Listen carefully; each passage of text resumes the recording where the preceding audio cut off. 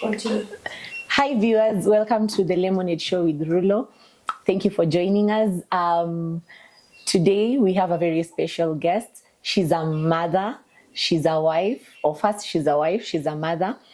She is a pastor's wife, and she's a principal, that's a teacher. And she's my mom. Mom, you're welcome. My biological mom. Thank you. Thank you. You're welcome. Karibu sana. You're looking beautiful. Thank you. Yeah. This is the Lemonade Show, the show where we turn lemons into lemonades. We talk about our past, our experiences, and how we converted them, or being Christians, how God converted them into lemonades. Mm-hmm. So I know you have stories and stories. Your life is not just a book, it's 10 books. Mm-hmm. So maybe you can introduce yourself. Who are you? Well, thank you. You're welcome. Beryl. I am Dr. Millicent, Alaka. I'm a mother of two, Bernard and Beryl. Actually 3 and Claudia. Yeah. I'm a grandmother to Nathaniel Mitch. I'm a wife to one male husband, Bishop Sam Alaka. One male husband and a language. Yes, yes. I'm a servant of God. I'm a preacher. I'm a pastor, meaning I'm born again. I love the Lord Jesus Christ. And I was born again many years ago. How many years ago? I was born again in 1984. My goodness. When I was in Form 4. I was in Form 4 in 1984. Wow, but you look so young. What do you do to it's God. It's God. It's God. It's been God all the way. Amen. And I'm a teacher, of course, by profession as well. I'm a principal of one of the biggest girls' schools in Kenya, Nakach Girls. Oh. And that is me. Yes. Wow. So you said you're a wife to one husband. Yes. Who's a pastor, a bishop. Yes. How is it being a bishop's wife? I mean, how did it start? Did you just get married to a bishop, or you got married to someone? How did it start? Well, I have never seen anybody get married to a bishop. Oh. But I've seen people get married and they became bishops. Wow. I got married to a cooperative officer. Yeah. Then he became a pastor. Before he became a pastor, was he born again? He was yes. Yeah. Well, he was born again, but then he was an Anglican. Oh. I wedded in Anglican. Wow. ACK. And he was that real England Anglican. I was very Pentecostal. Wow. We got married, and we were in 2 churches. In the morning, we'll be in the ACK morning service. After the morning service, we'll be in Pefa Church, my church then.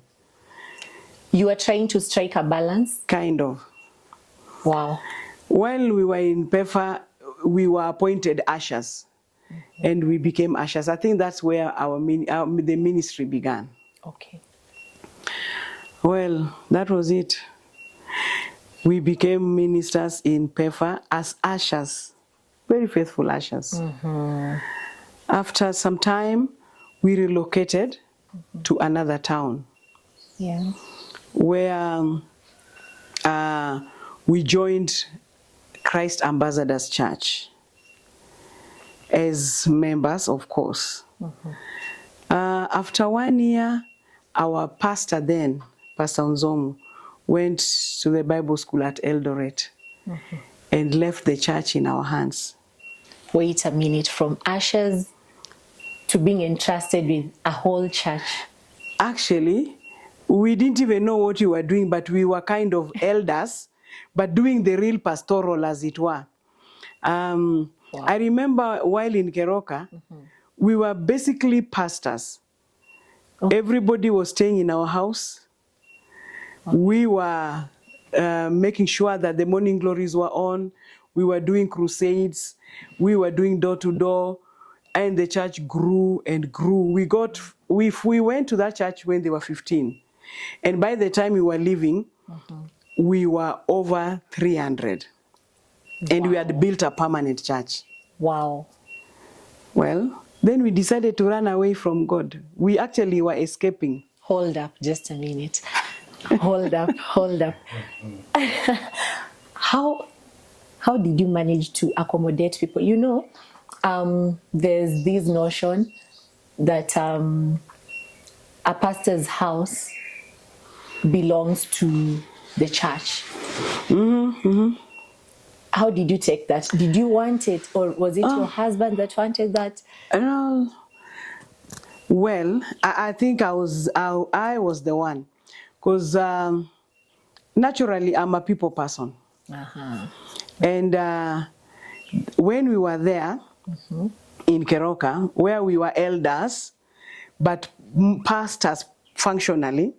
Elders, but pastors functionally. Yes. I was very enthusiastic in evangelism. Okay. My passion was every person must be saved. Anybody I met that was not born again had to be saved. So I was evangelism by friendship. So I meet somebody and you're not born again. So what do? Hi, you're not born. Jesus loves you, you're not born again. And then I invite them to my house. When I invite them to my house, I tell them, just wait, my husband is about to come, and others, they will preach for them, they stay in my house.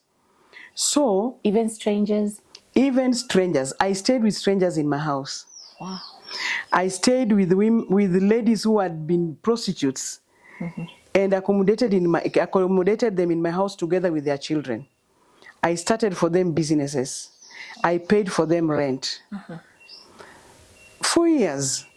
And my house was like a meeting place for brethren. Apparently, when we went to that church, we were the only married couple. Okay. Kind of.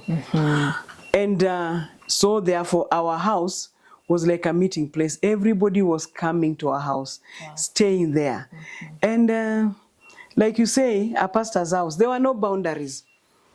We would be there to the extent that some days we will take our mattress, we give to people to sleep on, and we sleep on a bed without a mattress, just to make them happy. Why would you sacrifice? I mean, I don't know, but there was this notion that they need to be happy, we need to be kind to them. I think... why do pastors do that? I don't know, but we did. And you know, we were not pastors then. Oh. But then everybody was in our house. There are people who would come and leave their children in our house and go for 1 week. No. Yes. And to the extent that we would cook throughout for people. And at times my children would go without food because we have served everybody. And I would sleep in the night and tell my husband, you know, I didn't eat. He said, hey, but everybody ate. The food was over. Now that was us. So you would sacrifice too much. Too much? At the expense of your children going hungry? And just for brethren to be happy. To be happy. To feel, you know, like they belong. They are like they belong, they are loved. And I don't remember any wedding that we didn't chair. I don't remember any dowry that we didn't go to pay. Oh my God. I don't remember anybody who wedded and Mr. and Mrs. Alaka were not there. So you are professional best couple? Yeah, no, not really professional chairman of the weddings. And I was the one who would bake all the cakes and do all the pilaus. Wait, one person, you're the chair, one couple, you're the chair, you're the best couple, You still bake. Yes, The cake. and do the pilau, do the cooking the whole night. You wake up and here you are in the wedding. Where did you get that strength from? I even now, I don't know. Sometimes I look back and I wonder where I got that strength from. Could you say people take advantage of men of God? Well, that's a big question. Over the years, I think I would say that there are people that we really ministered to. There are people that we really pour ourselves into. There are people that we gave ourselves to. There are people that we accommodated. There are people that we loved. There are people that we did everything for them, including their wedding, ensuring that they wedded, ensuring that they were established. And I would want to say that I saw, at that time I didn't see anything. But over the years, I discovered that, yes, people take advantage of men of God's kindness. Because I think, I don't know about other people, but I could count a number of betrayals and betrayals and betrayals and betrayals. Could you share, would you mind sharing one or two?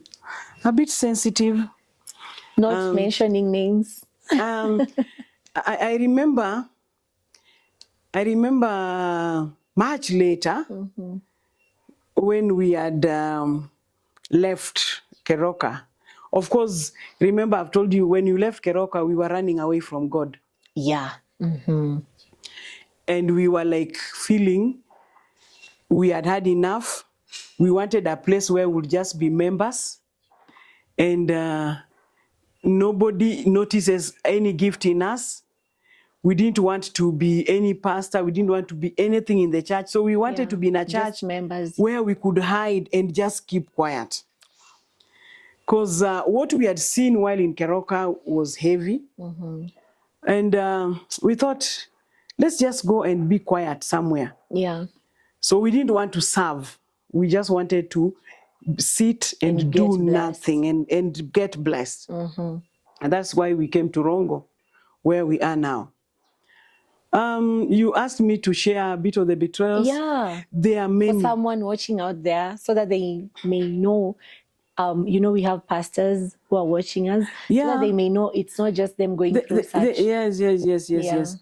I remember years later when now we had established a church in Rongo, and we were now there. Yeah. We started very well. The church was growing very fast. And people were coming in and out, and people getting transferred and coming to us. And our church was a great church. And the people that we were with were very good brethren, extremely good brethren. Okay. Then one day, we suffered a church break.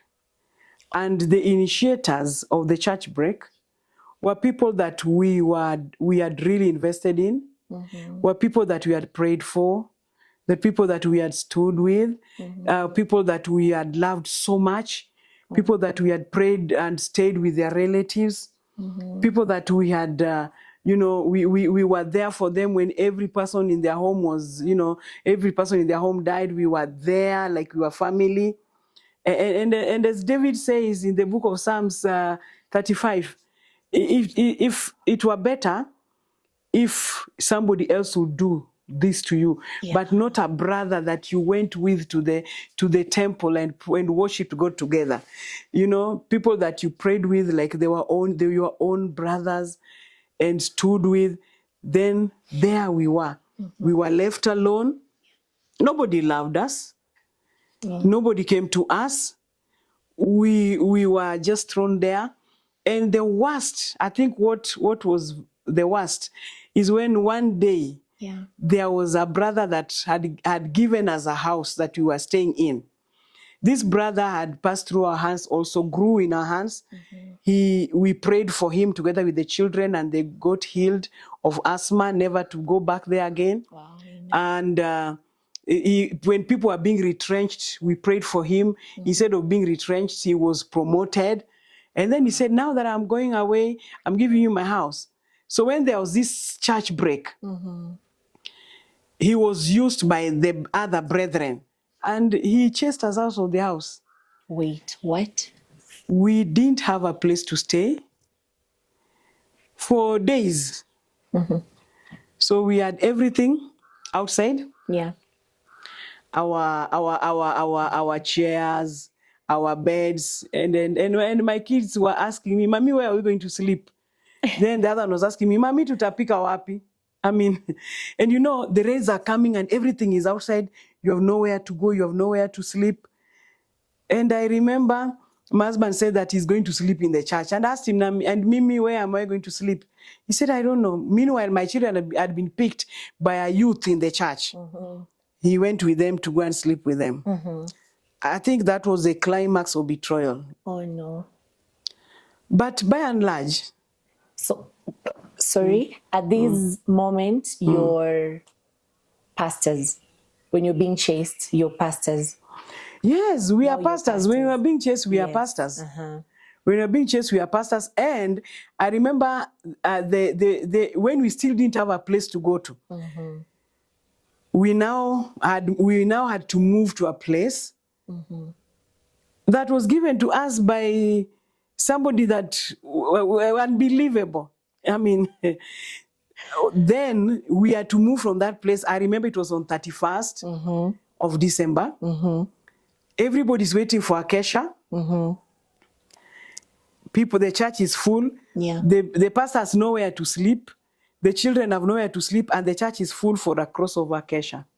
Oh my God! Expecting the pastor to preach. Yes. So I remember knowing their pastor. Did they know their pastor? They knew their Their pastors. pastor's things were lying outside. Yes.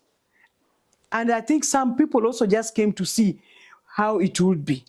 Though they may not have been members, but they wanted to see. So wait, these are people you are expected to minister to, but they're the same people who have stabbed you on your back? Not this time, the people who have stabbed us on our backs are not there, but the whole town know that they have mistreated us, they have betrayed us. So they are coming to see whether we have closed the church or not. And the whole town knows that your staff are outside, or you had somewhere to keep The whole town knew. The whole town knew. Wow. Everybody, it was not a secret. How did you feel that night, that specific night? That specific as night. A pastor's wife? No, not even that specific night. The day before that night, I mean the daytime. Yeah. I went with my kids to the church, and I lay on the altar together with the children. And of course, I was not praying. Oh. I was crying. So there are moments where we can't pray. All we can afford is to cry. A lot of moments, especially in a pastor's life.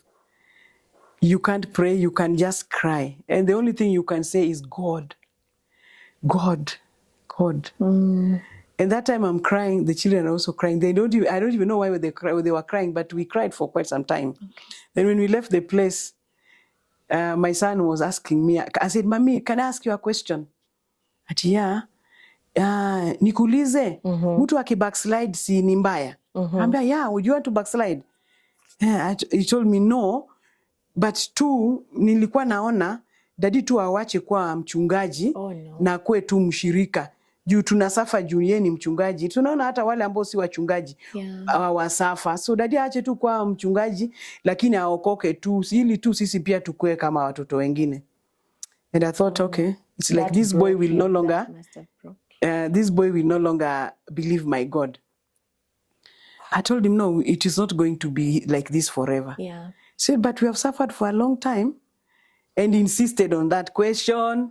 But I said, God, I pray that you help this boy. That was deep, and that was a bit hard. Yeah.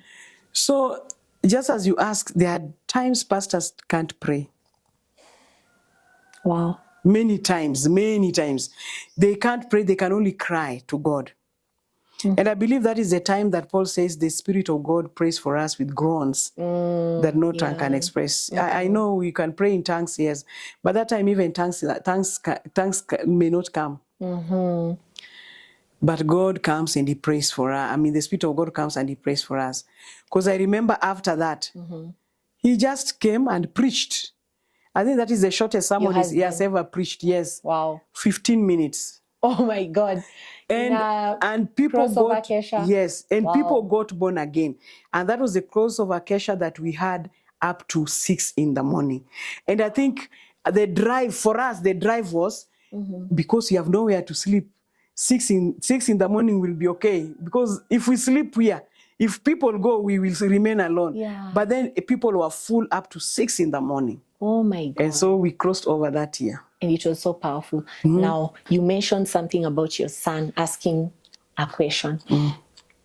Do you feel like whatever you went through, in a way, changed your children's perspective towards God? Do you feel like they were affected? And how were they affected? Well. Positively, negatively? Yes.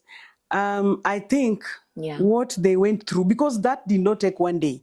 Okay. It didn't take 1 year. It took years. It was betrayal after betrayal. It took years. Wow. And I think it affected my children. Positively, it affected them that they trusted God more. Because we kept on saying, Mungu atatusaidia. And indeed, God would come in big time for us. Yeah. Because, these are the kids that they are to come from a high-cost school to a low-cost school. Of course, I did not mention to you that my husband finally decided to resign from his job. No way. He decided to resign from his job, and, everything just changed. That's another story for another day. Wow. So it changed my children's perspective. They learned to trust God more. I remember my daughter would always believe that if she was not prayed for, she will not begin a day. So every time she would be going to school, she would come. The last thing she would do, anakuja napiga magoti, asema dadi niombe, or mami niombe, before she goes to school, after she has dressed. And negatively, it affected my children.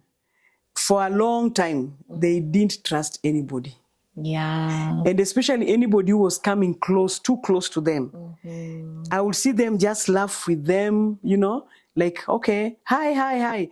But later they would say, Mami, this person is coming too close. See tunaogopa. My children don't visit people anyhow because they believe that people are not true. Not real. People are not real. And what you see is not what you get. What you see is not what you get. And like my son, he has very few friends, if not none, because he always believes that people are not genuine. Wow. And of course, that affected them. So I see them not really being close to people like others, other kids. Yes. And of course, as you would have it, they are over suspecting. That is what I know. Too cautious. Skeptical about everything, about people. Okay. Though with age they are coming out.